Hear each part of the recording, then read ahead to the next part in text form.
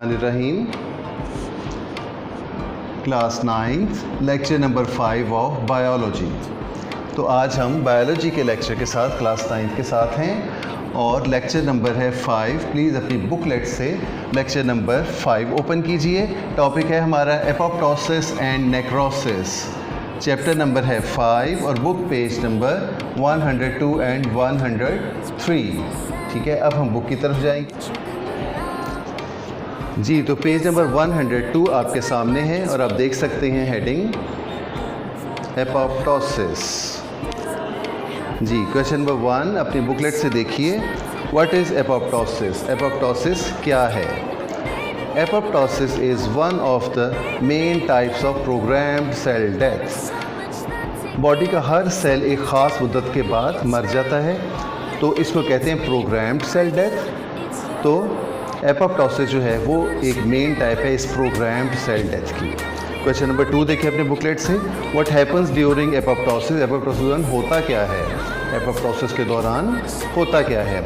During apoptosis, line number 2 देखें। Apoptosis के दौरान सेल श्रिंक्स, सेल सुकड़ जाता है, एंड बिकम्स राउंडेड और गोल हो जाता है due to the breakdown of cytoskeleton by enzyme. Cytoskeleton के टूटने की वजह से।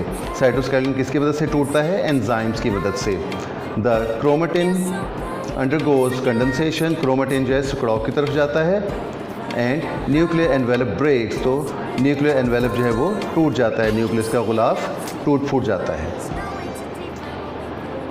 जी, तो इन दिस वे, इस तरीके से nucleus spreads in the form of several discrete chromatin bodies. तो न्यूक्लियस के अंदर जो क्रोमेटिन बॉडीज़ होती हैं वो बिखर जाती हैं, तो न्यूक्लियस जो है वो इन बिखरी हुई अलग अलग क्रोमेटिन बॉडीज़ की शक्ल में बिखर जाता है साइटोप्लाज्म के अंदर। इसके बाद question 3, what are blebs and apoptotic bodies? Blebs क्या है और एपोप्टोटिक बॉडीज़ क्या हैं? तो cell membrane makes irregular buds. Cell membrane बेकायदा किस्म के बड्स बनाती हैं, जैसे कि कोई छाला हो, कोई उभार हो, कोई मोका हो, ऐसी शक्ल में बनाती हैं। इन बड्स को कहते हैं ब्लेब्स। इन उभारों को क्या कहते हैं? ब्लेब्स कहते हैं। Blebs break off from the cell and are now called apoptotic bodies.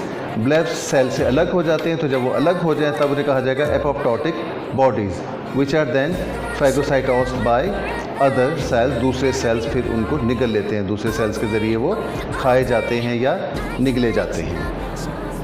तो अगला सवाल है कि right advantages of apoptosis. Apoptosis के आखिर फ़ायदे क्या हैं? ऐसा क्यों होता है जानदारों की बॉडी में? तो इसका आंसर देखें लास्ट पैराग्राफ की तीसरी लाइन में। Apoptosis gives advantages during development. तो नशोनुमा के दौरान एपोप्टोसिस फ़ायदे देता है। कैसे? For example during the formation of fingers के यानी उंगलियों की तश्कील के दौरान the cells between them undergo apoptosis. उनके दरमियान के सेल एपोप्टोसिस के मुझसे गुजरते हैं, एंड डिजिट्स सेपरेट, और हमारी उंगलियां अलग अलग हो जाती हैं। जैसे कि आप देख सकते हैं कि हमारी उंगलियां मुर्गी या बत्तख की उंगलियों की तरह दरमियान से झिल्ली के ज़रिए जुड़ी हुई नहीं हैं। इनकी मदद से हम चीज़ों को ग्रिप करने में, चीज़ों को पकड़ने में हमें आसानी होती है। हम आसानी से उंगलियों के दरमियान पेन रखकर लिख सकते हैं, हम आसानी से इशारा कर सकते हैं, आसानी से चीज़ों को पकड़ सकते हैं। अगर ये उंगलियां जुड़ी हुई होती तो ऐसा करना बहुत मुश्किल होता। तो ये फ़ायदा है एपोप्टोसिस का। जी, तो अब आप आ जाएं पेज नंबर 103 पर। जी, तो ये है पेज नंबर 103 आपके सामने, और यहाँ आपको नज़र आ रहा है नेक्रोसिस। नेक्रोसिस क्या है? बाज़ औक़ात प्रोग्राम्ड सेल डेथ नहीं होती, बल्कि किसी हादसे के नतीजे में सेल्स डैमेज हो जाते हैं। तो इस किस्म की सेल्स की मौत को कहा जाता है नेक्रोसिस। ये मैंने आपको समझा दिया। अब आप देखें आज के लेक्चर का question number 5, what is necrosis? जी, तो इसका आंसर क्या है? Necrosis is the accidental death of cells and living tissues. तो सेल्स और जानदार बाफ़तों की, टिश्यूज़ को कहा जाता है बाफ़तें, इनकी हादसाती मौत को कहा जाता है नेक्रोसिस।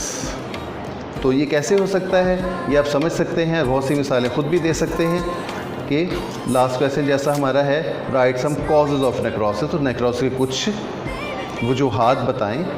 तो there are many cause of necrosis including injury, तो बहुत सी वजूहात हैं नेक्रोसिस की जिनमें शामिल है इंजरी। इंजरी मीन ज़ख्मी हो जाना, ज़ख्म लग जाना, कोई चोट लग जाना, और इन्फेक्शन, कोई इन्फेक्शन हो जाना, कोई छाले निकल आना, किसी ज़ख्म का ख़राब हो जाना, तो या जरासीमी हमले से कहीं भी कोई तकलीफ़ जिस्म के किसी भी हिस्से में सूजन सोजिश पैदा हो जाना, कैंसर, जो कि खुदा न खास्ता किसी को कैंसर हो जाना, तो इन सब की वजह से जो बॉडी सेल्स हैं वो बहुत जल्दी डैमेज होने लगते हैं।